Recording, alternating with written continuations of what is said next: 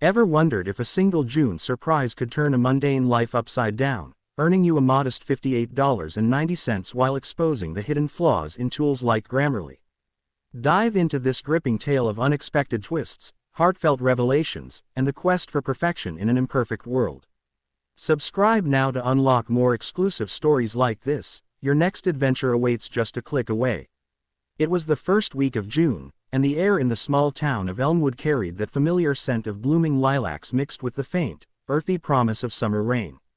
Emily Harper sat at her cluttered desk in the attic of her childhood home, staring at the blinking cursor on her laptop screen. She was 32, single, and had recently quit her job as a marketing assistant in the city to pursue her dream of becoming a writer. The decision had been impulsive, fueled by a late-night epiphany after reading a self-help book about following one's passion. Now, 3 months in, her savings were dwindling, and the only thing she'd produced was a half-finished short story about a woman rediscovering her roots. Emily sighed, her fingers hovering over the keys. She needed inspiration, something to jolt her out of this creative rut.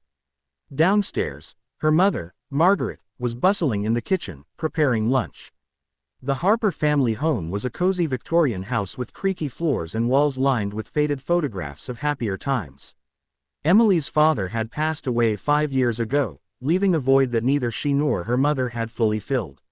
Margaret called up the stairs, her voice warm but tinged with concern. "Emily, dear, come down for some soup. You can't write on an empty stomach." Emily closed her laptop and descended the narrow staircase, the wood groaning under her steps. As she entered the kitchen, the aroma of chicken noodle soup enveloped her, a comforting reminder of childhood. Over lunch, Margaret chatted about the neighborhood gossip. "Did you hear about old Mr.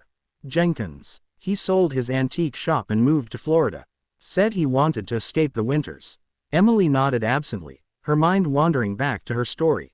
She needed a plot twist, something unexpected. "Mom, what if I wrote about a surprise inheritance or a long-lost relative showing up?" Margaret laughed. "Sounds like one of those romance novels I read. But why not? Life is full of surprises." Little did Emily know, those words would soon prove prophetic. That afternoon, Emily decided to take a break and go for a walk in the nearby park. The sun filtered through the canopy of oak trees, casting dappled shadows on the path.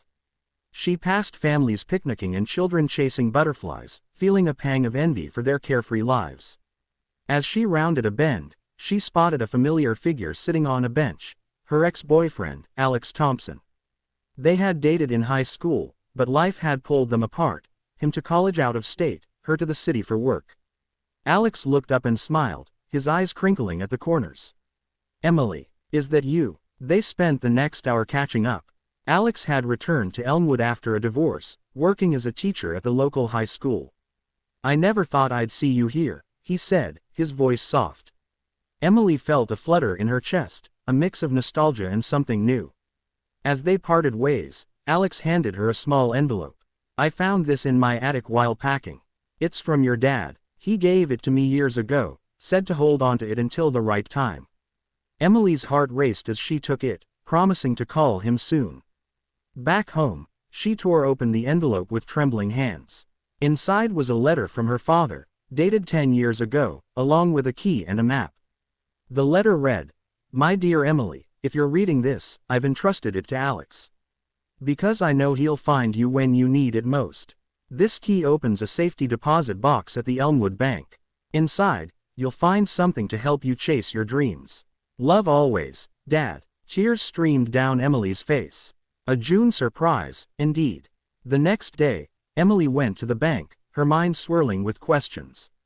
The safety deposit box contained a stack of old bonds worth exactly $58.90 in current value, hardly a fortune, but a symbolic gesture from her father, who had always encouraged her writing. There was also a notebook filled with his own unfinished stories, scribbled in his familiar handwriting. Inspired, Emily rushed home and poured her emotions into her story, weaving in elements of the surprise, the letter, and her reunion with Alex. As the words flowed, Emily relied on Grammarly, the writing assistant she'd subscribed to for its promise of flawless prose. It caught typos, suggested synonyms, and even rephrased awkward sentences. "This tool is a lifesaver," she thought, watching the green underlines disappear. By evening, she had a complete 5,000-word story titled, June Surprise, A Tale of Loss, Rediscovery, and Unexpected Gifts. Buoyed by confidence, she submitted it to an online literary magazine that paid 1 cent per word for accepted pieces. Weeks passed, and Emily threw herself into more writing, using Grammarly religiously. She and Alex started dating again, their relationship blossoming like the June flowers. They picnicked in the park, shared stories of their pasts, and dreamed of futures. One evening, as they watched the sunset, Alex confessed, "I never stopped thinking about you." Emily smiled, feeling complete for the first time in years. Then, the email arrived. Her story had been accepted. Payment: $58.90, exactly the amount from the bonds. It felt like fate. The magazine praised her evocative writing, but as Emily reread the published version, she noticed something odd. A sentence that Grammarly had improved, now read awkwardly. The surprise enveloped her like a warm blanket on a chilly June evening. In context, it clashed with the story's tone. Doubts crept in. Was Grammarly really reliable? It had missed the nuance, prioritizing grammar over style. Emily delved deeper, researching user reviews. Some writers swore by it, while others complained of overcorrections that stripped away voice. She experimented, writing a new paragraph without it. The wind whispered secrets through the leaves, carrying echoes of forgotten promises. Grammarly suggested changes that made it bland. The wind whispered secrets through the leaves.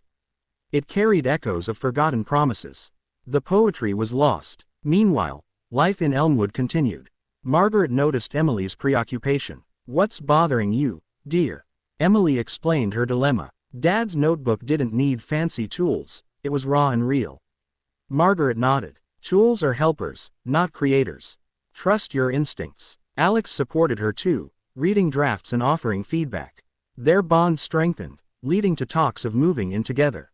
But Emily's quest for writing perfection persisted. She entered June Surprise into a contest, earning honorable mention and another $20. Yet, the Grammarly question lingered. One rainy June afternoon, Emily attended a local writer's workshop. The instructor, a seasoned author named Clara, discussed editing tools. Grammarly is great for basics, but it can't capture soul.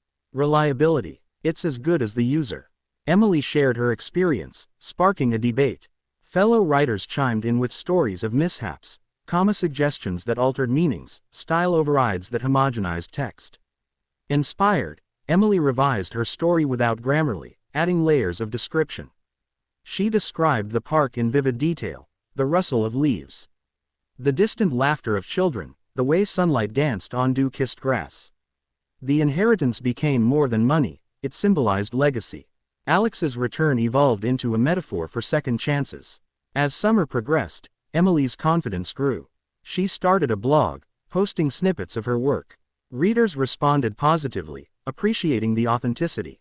One post about Grammarly's pros and cons went viral in writing circles, garnering comments like, "Finally, someone said it," and "I ditched it for manual edits." But challenges arose. A rejection letter criticized her prose as overly flowery. Emily wavered, reinstalling Grammarly. It flagged issues, but she ignored most, blending tool and intuition.